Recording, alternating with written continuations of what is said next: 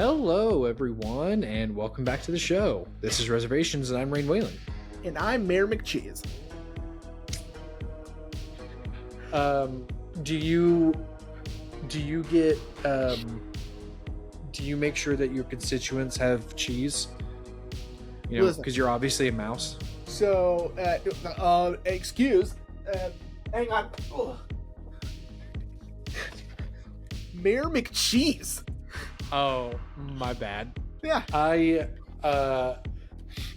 My first thought went to because we were talking about it, A Muppet Christmas Carol. Oh, yeah, sure. And the line of no cheeses for us, Mises. That movie's amazing. I am slightly judging your wife that she's never seen it. No, well, she's been next to me while it was on. It's one of those. Yeah. Dude, it's so okay.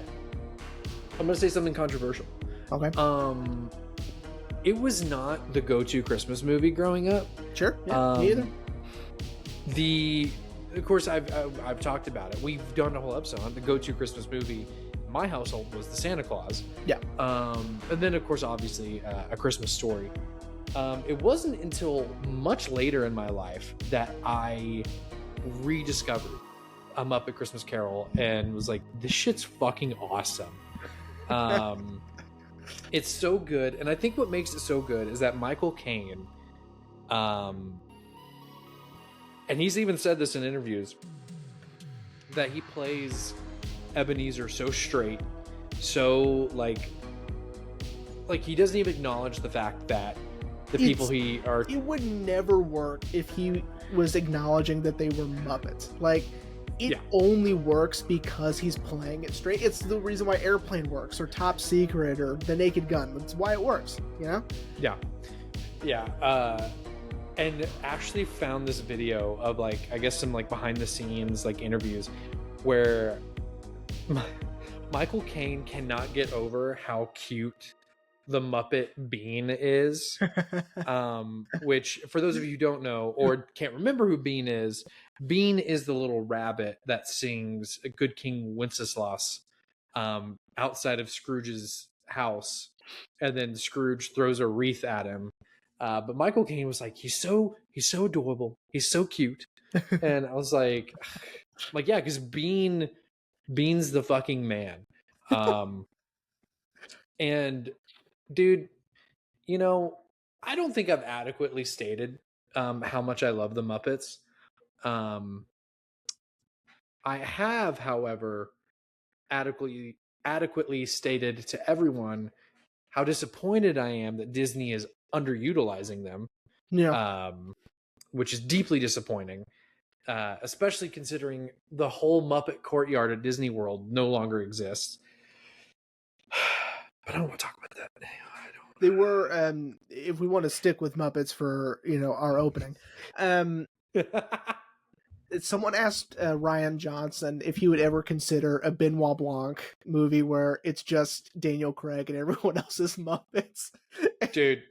And he said no. He said it's not the Benoit Blanc mysteries aren't conducive to Muppet stories. And I frankly disagree. I think that, the darker the story, the funnier it would be to me. That, Yeah. Well, here's what's crazy. Sesame Street did that. They Muppified. Oh, I saw that. Yeah, Benoit Blanc, and they showed Daniel Craig that episode. I saw and that. He fucking loved it, which I'm like, Ryan, there you go. Your lead actor loves it, so fucking do that shit. Yeah, I would pay not all the money in the world, but I would pay a lot of money to see that movie. I would be a little more realistic. I would pay the price of admission plus maybe half. Okay, you know what? I would pay a little bit above ticket price I'll second that. To see a Knives Out Muppet movie with just Daniel Craig as the human. I would love that. Yeah, that's... Oh my god.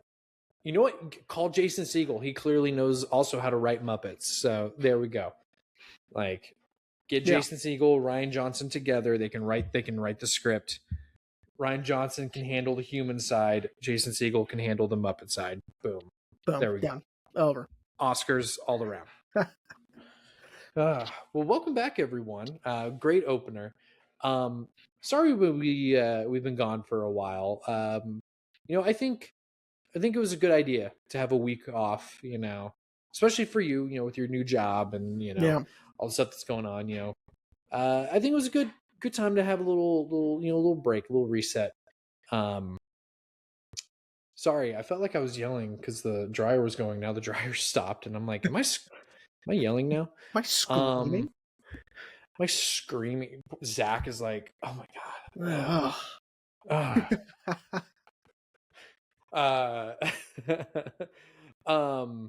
But yeah, buddy. Did you enjoy our week off? Have some time with the family. Yes. Yeah, no, it was fun. I always hate taking weeks off. But it was needed. I needed to spend more time with Haley and Maya, and we'd been so busy, and with my new job I had to, be out of town for a while and then come back and then just be like super busy setting things up and then starting the routine of the job and all that. Yeah. So yeah, still getting used to working from home part of the time, which is, it comes with a lot of guilt. Like, for me anyway, like it comes with so much, like, I should be doing something right now sort of guilt, Uh-huh. Because like I'll just have the TV on, and I I've been rewatching House of Cards, scandal noted, whatever. Wait, I think we said it in our American Beauty episode. Like, look, we acknowledge Kevin Spacey. He's a bad guy. I understand He's that. a bad guy, but House of Cards is so good. he's also, it's also Kevin Spacey. I know, like, it sucks, but it is what it is, and so like there'll be times where I'm like not doing it. There's like, I don't really like have emails to answer, or I'm not like doing, and so it's like I could be doing something, I just have so much guilt. Like, it's the Catholicism, it's the part that Hispanic Catholic guilt. Yeah, and it's the part Hispanic guilt. Like, Nana was super good at it, and it's like I have so much guilt. and I'm telling my my managers and my supervisors, I'm telling them this. They're like, you're okay. They have to calm me down. They have to be like, listen, you're fine. Like, if you need to go do something, go do something. You know what I mean? Just like, don't take 30 minutes. You know what I mean? I'm like, okay, but it's like, oh my god. Now, I just have a general question. Is it one of those things where, like, they can't obviously like have you quote unquote clock in, clock out, but like, No. is it one of those things where they know when you log on? They Kind don't of pay thing? attention. No, Mm-mm. really. They don't pay attention to me now. And so here's what's the most astounding, okay? Is my timesheet is, how many hours did you work? It's like, I worked 8 hours, and that's all you put. You don't put like, I worked from 8 to noon, I took lunch, and then I came back. You don't do that. It's like, how many hours? So, Huh. yeah, I know. But no, I mean, it's a great job. I'm loving every minute of it. I think it's so much fun. I just, there's side effects to having such freedom, I guess, in my schedule. I was about to say having freedom. Yeah. In my schedule it's sort of like bizarre, and I'm trying to get used to it, but it's fine. Yeah. Well, I mean, look, that's good to hear, pal, especially, considering you and I, well, you used to, we used to do the same thing. Mm-hmm. Yeah. So that's good to hear, man. I still talk about you every day at work. I'm like, Come yeah, on. Quit. when my buddy was here, I have, however, I nominated one of my old coworkers from one of my other locations, my first location that I started at. I was like, hey, Jeremy's no longer here. You're doing the Daily Framed with me. I don't care if you know these movies or not. And she was just like, oh, okay. I'm like, yeah, sorry. Like, I need someone to do these with, so I'm nominating you. Nice. And she was just like, I like, just know I'm not going to get these. I'm like, it's fine. I don't care. No, Like, sometimes we don't get them. They're really hard sometimes. oh yeah. But like one, like the other day it was Train Spotting 2. Nice. And I told her, I was like, hey, look, you're not going to get this. I believe in you, but you're not going to get it unless you've seen the first one. If you've seen the first one, okay, great. I was like, but I guarantee you haven't seen the first one, so you're not going to get this. Do you have to recognize them, you have to recognize that they look older than in the first one, and then you can do it. It's like, nah, you're not going to get it. Yeah. And she was like, yeah, I don't even know what this movie is. I was like, yeah, because you haven't seen the first one. I was like, have you ever seen Train Spotting? She was like, no. I'm like, yeah, it's yeah. Anyway, Hey. yeah. So that's where we've been. I've just been also just busy with work. We've been super short staffed. Like that's why I was late getting home today. Like it's just been rough. Mhm. We got someone out on medical leave right now. Someone moved to another location, and then the replacement we got for them coming out of Austin, I think, is on medical leave. And then we had then once someone else was going to go on medical leave for like 2 weeks, but then all of a sudden was like, oh no, they're going to be back on Monday. She didn't show up on Monday, and then she showed up today and immediately went home sick. So I was like, your days are numbered, bro. I was like, what's the point? But yeah, it's no one's fault. I mean, medical stuff happens, but no, it's their fault. Supposedly our regional manager is trying to work on getting positions open for when a medical leave happens. I'm like, that'd be great, but I don't know how that would work. That would mean if no one went on medical leave, you would still have to be paying these people. Right. But that's not my job. Yep. But we should probably do our job. Yeah. Which is tell everyone what we're talking about since it's been a while. This week, everyone, was my pick. Hang on, let me get the date up because I want to make sure I get this right. This week we are discussing the 1957 Akira Kurosawa adaptation of Macbeth with Throne of Blood. When, like I mentioned in my tease with our Fantastic Planet episode, which, I'm going to be real, I haven't been paying attention to that. It has 7 views. So yeah, we're back on. We're right back there. I mean, Once Upon a Time in America has 21, which is crazy. That's crazy. Yeah. That's crazy, especially because we talk about sexual assault a good portion of that episode. Yeah. Yeah. But yeah, but what I said in my tease of our Fantastic Planet episode, you were super excited when I told you I put this on my list. Yeah. And honestly, man, with the title that we chose for this episode, I did want to say, like, yes, this is very obvious, a adaptation of Macbeth, but I feel like it can stand on its own, Sure. I mean, it's different enough. The changes that are made are really cool and really interesting and culturally significant. Like I'm comparing it to, of course, the Coen movie, Tragedy Macbeth, which we did an episode on a year or so ago. And I love both. But what I really appreciated about this one is not being afraid to not only change elements of the story. We have spirits instead of the 3 sisters, and we have certain changes in motivations and all that.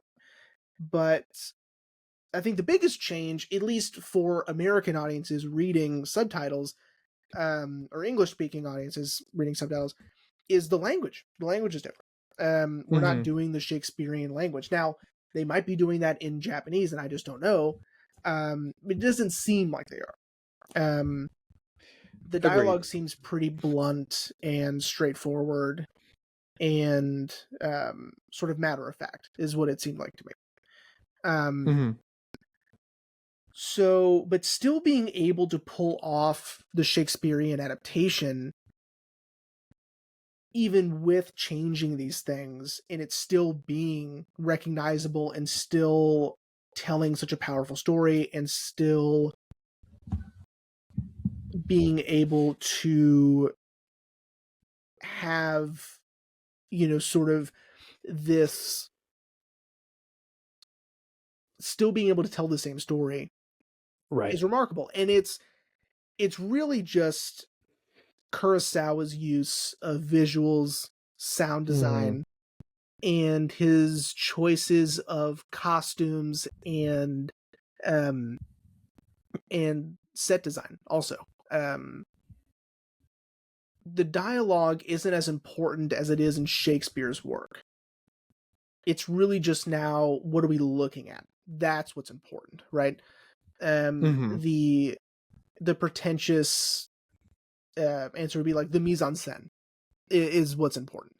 And then, of course, using Japanese culture and using Japanese history to highlight some of the themes and character motivations and just character design in general is just remarkable. And I will forever in my life, I will never forget the shot of the trees moving in the fog. I think it is a spectacular shot. So anyway, why don't you go ahead and hit us with that synopsis, and then we'll but before I go into that, I just want to say, because I was curious, this is our 7th Kurosawa film we've done. Nice. And I know for sure it will not be the last. But no. Okay. So, Throne of Blood. So again, this is a adaptation of Macbeth. So instead of being set in Ireland, it is set Scotland. Scotland. Couldn't tell you. I'm not Scotland. Not there a learned man. Medieval Scotland. Instead of medieval Scotland, it is set in feudal Japan. We are following the samurai commander Washizu, right? Yeah. Played always awesomely by our boy Toshiro Mifune, who just kills it every time. I mean, it's incredible. Yeah. But then again, just like Macbeth, he and his best friend Commander Miki have won a battle for their lord. I'm gonna try to do it. Suzuki, I think that's right. Suzuki. And on their way to their lord's estate, Spiderweb's castle, or I think it was it Cobweb Castle? Cobweb Castle, or North Forest Castle. I don't remember. But they happen upon a spirit of a woman, which I'm going to be honest, I first thought it was a man, but then they call her. And then when I looked at the cast, I was like, oh yeah, that's a woman. She tells Washizu and Miki that they will become Washizu will become the commander of the was it the North Castle or the first fortress, and then Miki will become the commander of the first fort, sort of, I guess, steps. I don't know. But again, just like with Macbeth, Washizu tells all this to his wife, Asaji. Where did you say Asa? Because I don't know how the J-I... Asaji? I think it's Asaji. But just like Macbeth, she is our Lady Macbeth in this scenario. She convinces Washizu that he should kill Suzuki and assume power of lordship, as predicted, that he would eventually take over the main fortress. Um, but again, much like Macbeth, Washizu doesn't want to do that, and it takes a lot of convincing. He does eventually kill Suzuki, but I will say, unlike Macbeth, he's found out almost instantly that he is responsible for Suzuki's death.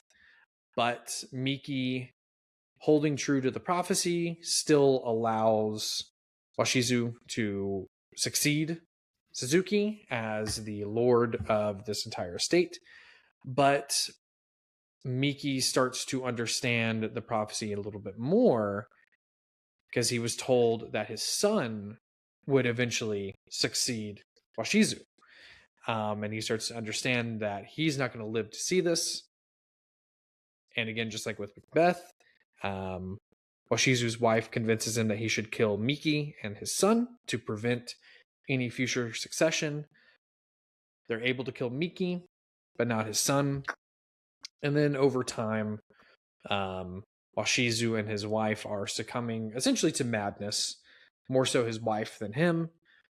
And with the help of the rebel forces, Miki's son and Suzuki's son, they rally a force to take back the castle. And Washizu is then betrayed by his own men, which I really enjoyed that change. And that is Throne of Blood, in a nutshell. And I guess we can kind of talk about the changes, which is, I really enjoyed. I mean, this wasn't necessarily a change, but I did feel like Washizu took more convincing than Macbeth did from Lady Macbeth. Like, he was very firm. Like, this is treasonous. I can't do this. You know, I'm happy with my station here. You know, and it seemed like his wife was already like, no, you should definitely kill him. If the prophecy said you will get the estate, you'll get the castle, you should go ahead and kill him. As where I feel like with Macbeth, it kind of just took a little bit of just a nudge, and he was just like, yeah, okay, I'll kill him. You know, or maybe I'm wrong. Maybe you might disagree. No. I feel like you're right. She's also less. She's Lady Washizu is not using like her sexual prowess really to Mm-hmm. convince him of anything, right? With in Macbeth, that's really how it is.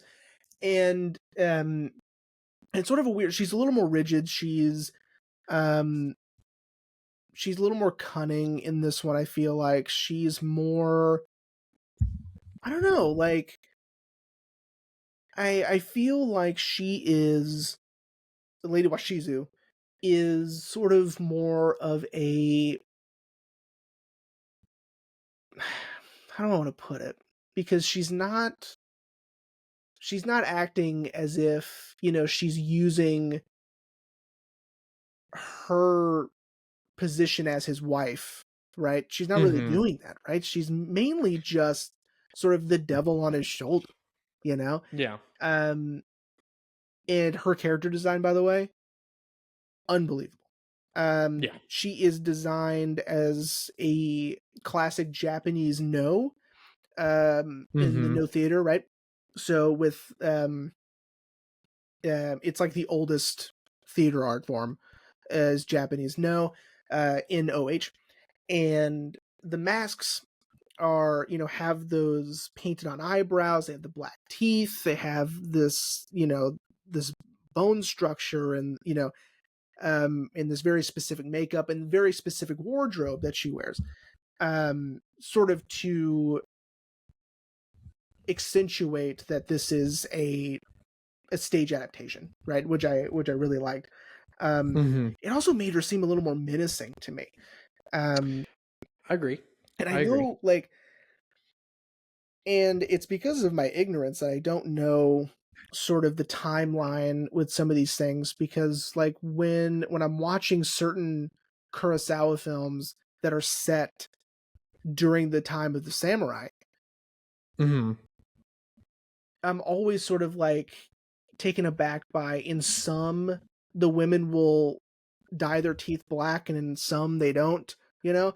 And I know it's because these are obviously taking places in different times, right? Like maybe hundreds of years apart from each other. And I just don't know. But the dyeing the teeth black, man, I mean that is just, that always gets me. Anytime I'm watching something um where it's set in that sort of era Japan, it sort of gives me pause. I don't like it. It's creepy I to me. I kind of forgot myself. Like every time she would talk, you can't really tell, but then when she would really open her mouth wide, it was like, oh my god. Yeah, teeth are black. Yeah. Yeah, Which was culturally appropriate for that time. For certain for certain women of certain statures, I think, or that would class. make sense. Yeah, Um, that would make sense. and the eyebrows too. That's also not consistent within Kurosawa's work, which again is, I'm 1,000% sure it's on purpose, and I just don't know time periods like that. Um, but yeah, she just seems like the devil on his shoulder, and she's just convincing him to do these horrible things so they can gain more power. But I think for me, the highlight of this film is something that Japanese films do better than anybody, and that's ghosts. I think Mm-hmm. Japanese filmmakers create the most creative, unsettling, and truly creepy ghost imagery. Um, Agreed. because we have the spirit in the forest, and then we also have Miki's spirit. Mm-hmm. Um, and they're just jarring to look at, and they're so surreal and just so unique. And Kurosawa is not the only person that does this. There are lots of other examples, especially throughout the '60s, of really cool ghost stories that come out of Japan. But I like this change. I like the spirits instead of the three sisters. Um, I like that too. yeah, Because you know, I was curious, knowing that this is an adaptation, and knowing that we've done. I wouldn't necessarily say. Uh, was it Joel or Ethan? I don't remember. That's why I just said Cohen, because I couldn't remember which one it was. I think it's Joel. Uh, I we'll just believe say you. the Cohen. Yeah, the Cohen brother. Um, I'll find out. I will say his adaptation definitely was probably more along the lines of a true adaptation, especially using the old English to Yeah, speak, and almost using, well, I say almost using stage sets. yeah, Um, so knowing that, knowing that, you know, almost 70 years later, we'd get that version. I was curious on how much from the play, from Shakespeare's work, would make it in. Because I was really curious about, like, are we going to see the weird sisters, which wouldn't necessarily work in a Japanese setting, but I was like, but you never know, the fates are a I wouldn't say a universally cultural thing, but most cultures have the fates, and but I agree with you. I really enjoyed the choice to have it be one spirit who gives this prophecy. And I like that she's spooling thread. Yeah. That was cool. I was like, that's really cool. I was worried when we first see the spirit. I was worried that I was really going to miss the, by the pricking of my thumbs, it's because Sure. it's such an iconic line. But I was like, man, this works so much better though, and it's so haunting, so creepy, but in its own, I guess, twisted way, kind of beautiful too. Well, no, yeah, no, I agree with that. And I'm glad you brought up surreal, because there's a lot of really interesting surrealism that goes on here, and I think that's just, you get that just from the play itself. I think that a lot of it just plays that way. I mean, even though in both of these adaptations, it's sort of heightened a little bit with the way the story is being represented, with the Coen film being, so isolating and restrained and sort of like this this minimalist aesthetic, and then with this one, there's just such, it's so cool. Like I didn't notice this the first time, and then I read something that mentioned it, and I was like, oh my god, you're absolutely right.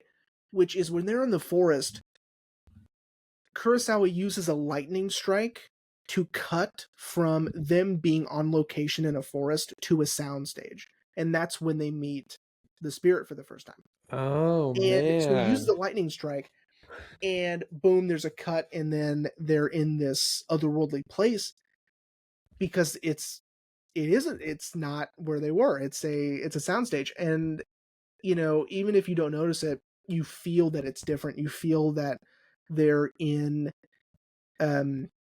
sort of a different world, or like dimension, or something that is separated them from the real world. And I think that is so cool. And again, like I said in the top, with the shot of the trees moving through the fog, super glad they kept that in, right? Because that's pretty, you gotta have the trees, you have to have the forest move, right? Like, if we're doing Macbeth, I mean, that's sort of like the whole thing. And even with the change, it still mattered. With his own men turning on him, which, by the way, I know they faked some of it, but I know a lot of it was real. Like, he was being shot at with arrows. Like, I mean, those were real arrows. Hitting the walls and whatever. I have no idea how they did it. The whole time I was watching, I go, he is in real danger. Like, there is no way. Well, and what's even crazier is the one that hits him in the neck is so fast. It's so good. I have no idea how they did that. Yeah. Because even I was like, oh shit, dude. Like, they had to have rehearsed it. But the one that got me was the one that goes through his neck, because it's so fast and the cut is so perfect that for a good maybe 10 seconds I was like, oh my god, they actually hit him. They hit him for real. And and they got it on camera. And then I had to keep reminding myself, like, no, Mifune didn't die for he's in other movies after this, like 30 years. Like, it's fine. Yeah, but it's just so good. It is good. And and that's something that we talk about a lot, especially with these older films, of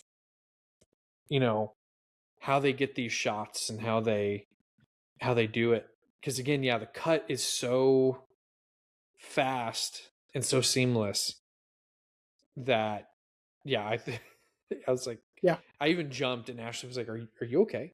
Because Ashley was watching something on the TV, and I was finishing up the movie on my iPad, because I always feel bad kind of taking over the TV, especially for a movie she's not going to watch with me. But she was like, "Are you okay?" I'm like, "Yeah, no, yeah, no, I'm fine." But yeah. So I was gonna try to bring up another change, but if I'm being honest, the only one I really clocked, besides the setting, obviously, is the change of the three sisters Yeah. to the spirit. Um, I I really liked how Kurosawa showed almost how quickly the guilt started to eat away at Washizu. Like seeing Miki's ghost Yeah. when he's having his banquet. Um, that I really loved. That, because I feel like we have this image of Macbeth of being sort of like a unfeeling, cold, general in a way. And Kurosawa, in a way, was kind of showing him as not weak necessarily, but having a range of emotions, having, you know, feeling guilt for Mhm. essentially, well, not essentially, for killing his childhood friend Yeah. for power. Yeah. Yeah. I mean, there's that shot of them in the beginning where they're in that field and they're literally on either side of the frame from one another, and it's sort of signifying that there's nothing they can do. Like they are forever separated from now on, Mm-hmm. right?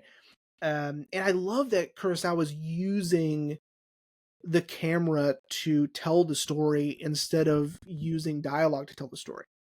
He's just Mm-hmm. using what's in the frame, right? Um, like he's using people's movements. He's using um the set, and he's using longer shots, and he's telling the story without it being so bogged down with dialogue, which I really appreciated. Mm-hmm. And it was a cool way to tell the story. I think that, um, I'm always fascinated when a well-known piece of work or a well-known either play, book, movie, whatever gets reinterpreted through like a different culture or a different viewpoint, perspective, whatever. Um, it's always fascinating to me like how it works and how they're able to tell the same story by using their unique perspective, right? Mm-hmm. Um, and I think one of the most interesting facts about this movie is that there was a Shakespeare ban in Japan um, Really? throughout World War II for sure. Um, and so he wasn't able to make this, but he wanted to make this movie way beforehand. Um, but he couldn't, he wasn't allowed to. And so he made Rashomon, Ikiru, and Seven Samurai, and then he did this one. So it's not like it was time wasted, because he just made these incredible movies, Mm-hmm. At least I think Akiru was in the mix during there. Anyway, doesn't matter. Let me see. You keep talking. I'll look Yeah, at yeah. So what I find so fascinating about it is that he had that dream, that vision, that passion for this story and for Shakespeare. Like Kurosawa isn't trying to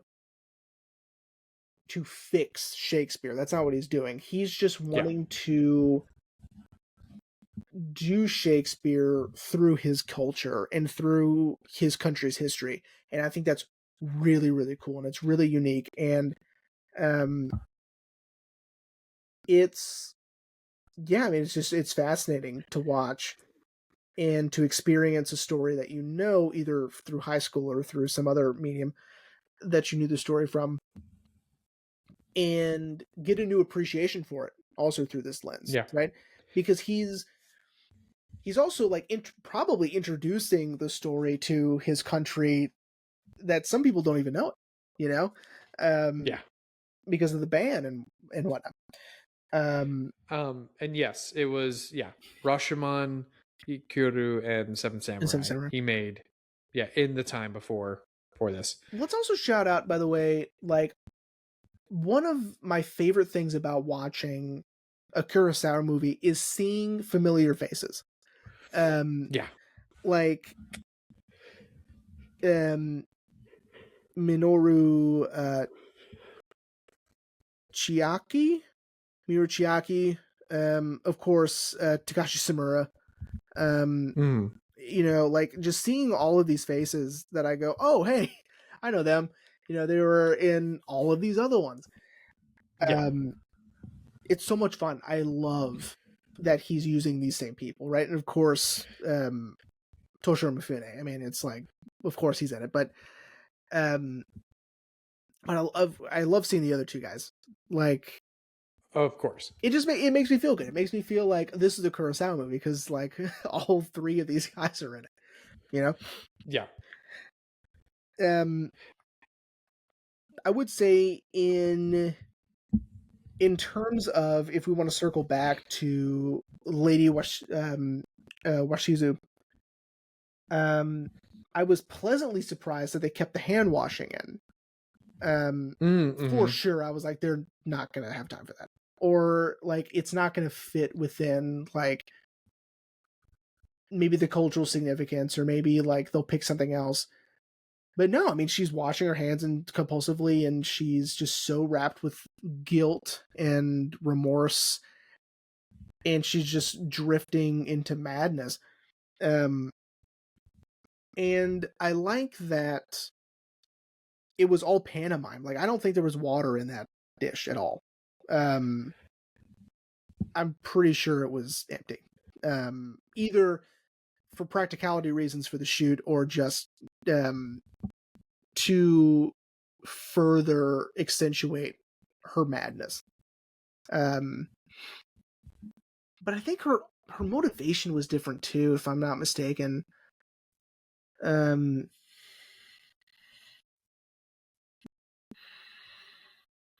trying to remember if it was the original play or this one where she mentions a miscarriage. Was this one? I don't know They why I do can't remember talk. that. They do talk about how they don't have an heir. Mm-hmm. In this one, That might be so it then. God, I don't know why I can't remember maybe. that. I don't remember. But I love seeing it, and of course her performance is just amazing. Oh, it is. Yeah, for sure. There's nothing about this movie that isn't amazing, if I'm being honest. Okay. This movie rocks, dude. I loved it. Uh-huh. And I didn't think, I was a little taken aback with Hidden Fortress because I didn't really like that one. And so I was like, oh no, it's possible not to like a Kurosawa movie, which is scary, you know? Yeah. But nah, man, this one was just awesome. Top notch. Yeah. Yeah. Yeah, I really enjoyed this one as well. I was a little worried because in context for us, this is the second Kurosawa film we've done that's an adaptation of a Shakespeare play.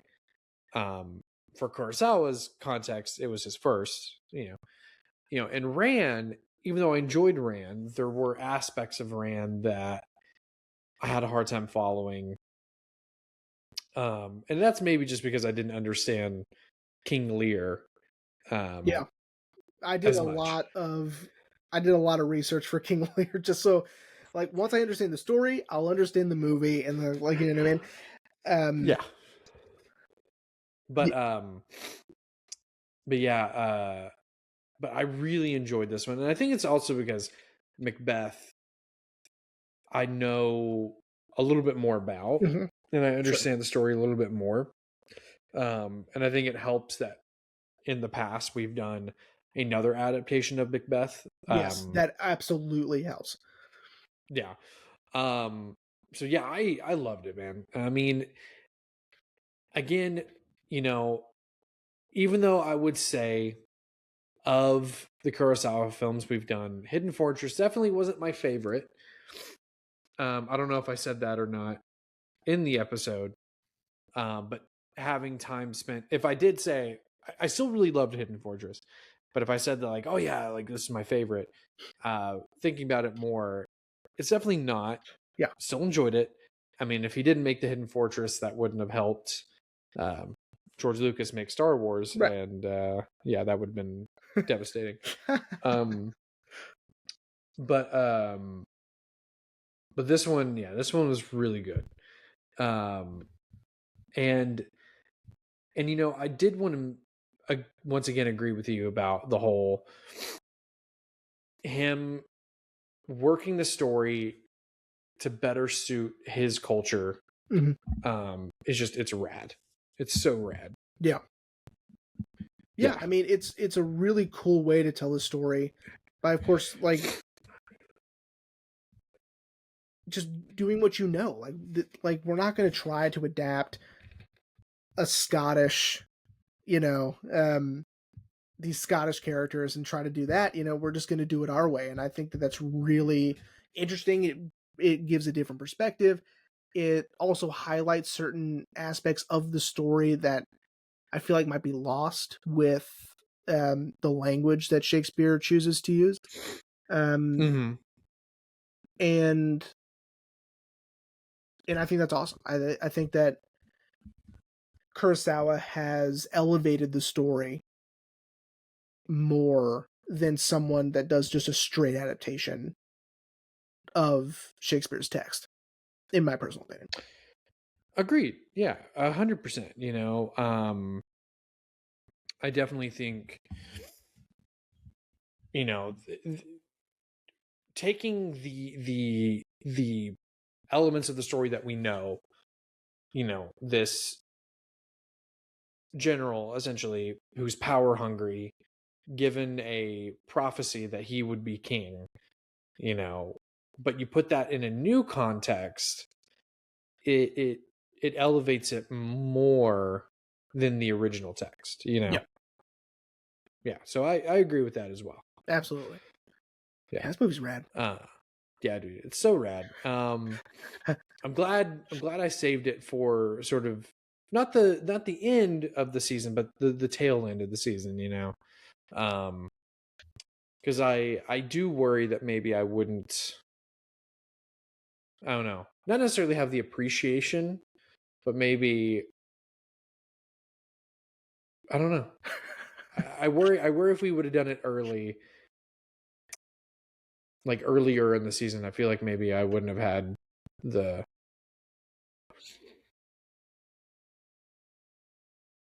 I don't know why I keep trying to circle back to that, because I don't know how to end that sentence. Yeah. But, well, Jeremy, with that being said, are you ready to wrap up? I am. Yeah, watch Throne of Blood. It's super cool. And yeah, I mean, yeah, it's rad. You know, it's up there with some of my favorite Kurosawas. Of course, my all-time favorite might be Rashomon. And then High and Low, and then, you know, then it kind of just gets like whatever after that. You know what I mean? Like, you can pick whatever, and it's like, yeah, that'll work. And this is definitely up there. Yeah, it's awesome. Yeah, agreed. Yeah, I once again, you know, I tried to get Ashley to watch it with me. It's like, you know, hey, it's an adaptation of a Shakespeare play, and she was like, oh really? And I was like, yeah, I mean, it's Japanese. And she was like, oh, no. It's like, ah, dang it. Yeah. But, well, buddy, are you ready to hear what we're going to talk about next week? Yes. Now, we should also say that you are getting to pick again because I am picking the Christmas episode. So. Yes. Yeah. Yeah, everyone. I was going to say, like, yeah, before you think like I'm just bulldozing Jeremy, no, we talked about it. And Jeremy's gonna pick the Christmas episode. Yeah. And then I'm so to make it all kind of add up correctly. Jeremy's gonna do the episode after this one, so I'm gonna do this one. Now, man, I told you that, well, at least I'd hope that you're gonna be really excited about this one, and I had to get permission to buy the movie. Sure. Because I didn't have it in my Criterion collection. Mm-hmm. But I was like, but it's one I've wanted for a while. And I remember you telling me about this movie, and I was like, cool, definitely gonna have to check it out. And then I saw the trailer, and I was like, oh, shit, man, this movie looks so rad. And I just never got around to seeing it. Mm-hmm. Well, I finally decided, we're gonna finally do it. So next week, buddy, we're gonna be talking about the 2019 drama film about a drummer who begins to lose his hearing. Sweet. Next week, we are talking about The Sound of Metal. Very cool. Yes. Yeah. Yes. Yeah. Okay. You told me about this movie when it was first announced, and I was like, yeah, that sounds pretty cool.